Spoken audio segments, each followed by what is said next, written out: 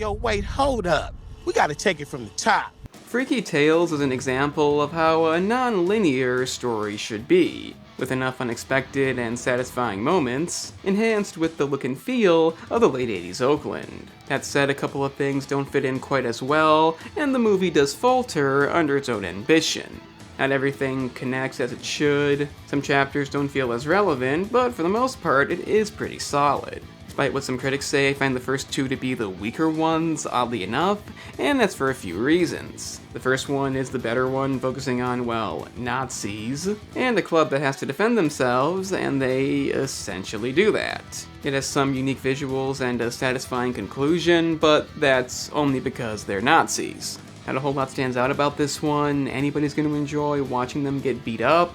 Given it's the first chapter, it doesn't exactly grab your attention. Any connections it has can't come till later, and there are a few here, some of which are hinted at, scenes that don't make sense yet, but while this chapter may be the most rushed, it's still not the least good. No, that goes to Chapter 2, which is paced a lot better, has a more unique payoff at the end, but it's mostly irrelevant. Aside from starting out where Chapter 1 started and introducing the antagonist of the movie being a corrupt cop, nothing else here gets brought up again. The focus are two women, one of which not liking the way they're treated, and the conclusion is basically a rap battle on stage against a man who looks down on them. If you're a fan of rap, you'll enjoy it. It's definitely impressively done, but again, it's still irrelevant. You could basically skip this one and miss nothing. If you don't like rap like I don't, it'd be advisable, but that being said, it is well done. I'm aware that a lot of movies like this will have little to no connections between sections. That's not new, but aside from this chapter, it seems like they want to have connections here. The last two being an example which go together way more, and the best one is given to Pascal. The way I see it, Pedro Pascal is easily given the best chapter, which is pure and simply the most enjoyable. It's full of great moments, unexpected twists, it definitely has the most going on. But I'll just say it's the only chapter that had me repeatedly saying, oh, so that's it. It's also the most tragic. It sees Pascal facing who he is, accepting consequences, and the role he's given this time actually fits him. Shocking. Unfortunately for Pascal, that's now something, but the tone he gives off definitely works. We also have a Tom Hanks cameo as Hank, that's great too, and I don't see this chapter as a problem with the movie.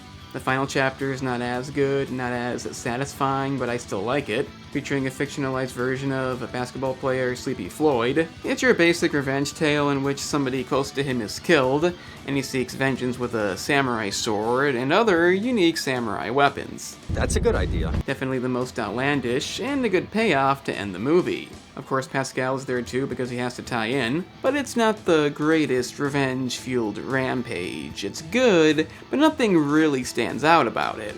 The aforementioned corrupt cop is behind it and has a pretty cool ending. He literally explodes, but the whole thing does lack some impact and isn't the most memorable. Maybe it's because of all the leads in the movie, he's the least developed. I know he's a real person, but it comes across as more comedic. That said, I don't have an issue with Pascal being there. I think that makes sense. The last two chapters still go together pretty good, but the first two are kind of lacking. Chapter 1 at least connects in several ways, Chapter 2 doesn't, but it's overall better. But as a whole, the movie does have an issue with where the attention goes. It may have been better off just taking chapters 3 and 4 and making that the movie, turning those two plots into something, because honestly, not much else matters. Yes, technically you could bring up Pulp Fiction and say the same thing, but the difference is this movie is not trying to be Pulp Fiction, and that's a good thing. But for that reason, the last two chapters are very much trying to connect, featuring the same antagonists, the same bad guys, and whatever came before it does feel like an afterthought.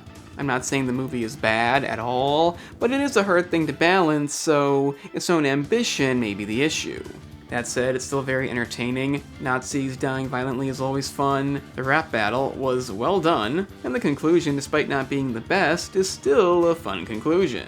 Pascal is a star here, I only say that when it's deserved, and this time it is deserved, but the acting and performances are great all around. So many memorable moments, like Tom Hanks listing his top 5 underdog movies, the way Sleepy's friends just nod when he walks out with the samurai gear, and a lot of things you don't expect to happen. I can't go without mentioning the way it's filmed, the unique look.